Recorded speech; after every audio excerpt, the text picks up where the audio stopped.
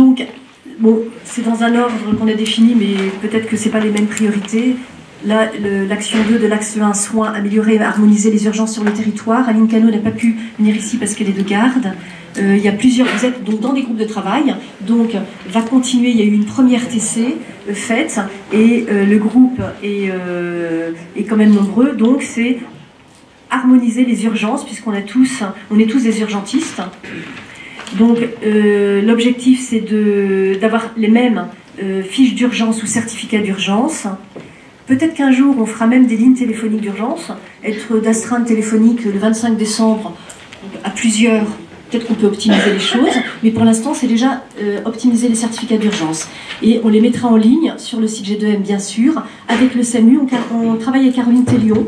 Donc vous allez la rencontrer, ce groupe de travail, vous allez la rencontrer en 2020.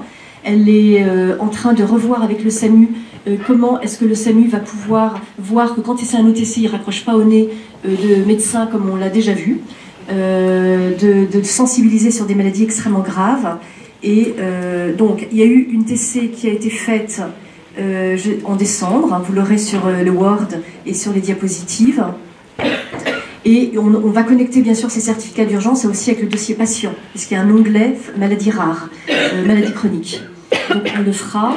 Donc Caroline Tellion sera vue en 2020, elle nous attend. Et on a eu une première TC le 17 décembre. Et avec ce groupe de travail, on a dit qu'on allait commencer par une maladie pour la méthodologie de l'harmonisation de ces certificats d'urgence. Donc là, c'est Jean-Baptiste, donc c'est un médecin par maladie. Donc Jean-Baptiste est en charge de regrouper tous les certificats d'urgence ou fiches d'urgence de la leucinose, d'en faire à lui-même quelque chose de bien, en prenant le meilleur de chacun des certificats. Et ensuite, on va se revoir en TC ou en présentiel.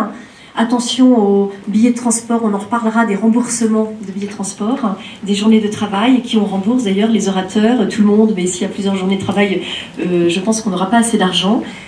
C'est une vraie question pour nous. Donc ce certificat d'urgence leucinose, on en fera une trame de méthodologie et après suivront les autres maladies. Donc pour d'autres maladies, certaines maladies, il y a déjà des PNDS en cours, donc ça sera assez facile parce que le volet urgence, il sera déjà, les certificats d'urgence font partie des PNDS, mais il y a d'autres maladies à définir.